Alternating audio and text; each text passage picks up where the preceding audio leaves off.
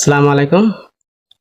ইফতার দোয়া জাহাবাত জামাউ আবতাল্লাতি উরুকু ওয়াসাবাতিল আজরু ইনশা আল্লাহ। এইটো আবু দাউদৰ সহি হাদিছ। ইফতাৰত পিছত কোৱা দোৱা এইটো। ভিডিঅ'টো যিমান পাৰে শ্বেয়াৰ কৰি দিয়ক। রোজা ভাঙার সময় কোন দোয়াটা পড়া সবচেয়ে ভালো, মানে কোনো দোয়া বা ঘোষণা বা প্রার্থনা? রোজা ভাঙার সময় কি এমন কোনো দোয়া পড়তে পারি? মুসলিমরা অনেক রকম দোয়া পড়ে ইফতারের সময় মুখে খাবার দেওয়ার আগে। আর রোজা ভাঙার জন্য যেসব দোয়াগুলো আছে তাদের বেশিরভাগই হচ্ছে জয়ীফ অথবা বাতিল অথবা মধু। আসল দোয়াটা যেটা দিয়ে রোজা ভাঙবেন সেটা আছে সুনান আবু দাউদে, খণ্ড নম্বর 2, বুক অব ফাস্টিং, হাদিস নাম্বার 2350। এখানে আমাদের নবী বলেছেন দোয়াটা হচ্ছে ذهب الظما وابطلت الركوع وثبت الاجر ইনশাআল্লাহ, যার মানে হচ্ছে আমার পিপাসা মিটে গেছে, আমার ধমনী আর্দ্র হয়েছে, আর পুরস্কারটা আমি অবশ্যই পাব যদি আল্লাহ চান। এখন এই দোয়াটা অনেকে পড়ে ইফতারের সময় খাবার মুখে দেওয়ার আগে।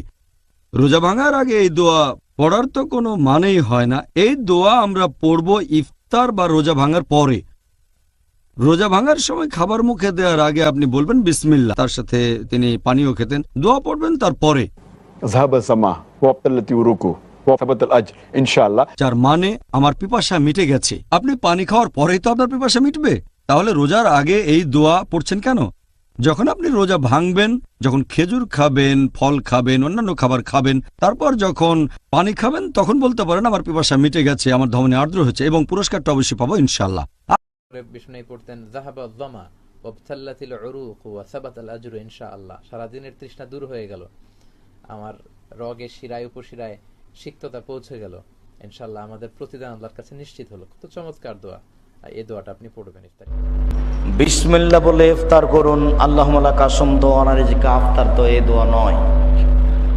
বিসমিল্লাহর পরে আপনি বলুন আলহামদুলিল্লাহ, বা বলেন যাহাবাজ জামা ওয়া আবতাল্লাতিল উরুক ওয়া সাবাতাল আজর ইনশাআল্লাহ। রাসূলুল্লাহ সাল্লাল্লাহু আলাইহি ওয়াসাল্লাম ইফতারের সময় বলতেন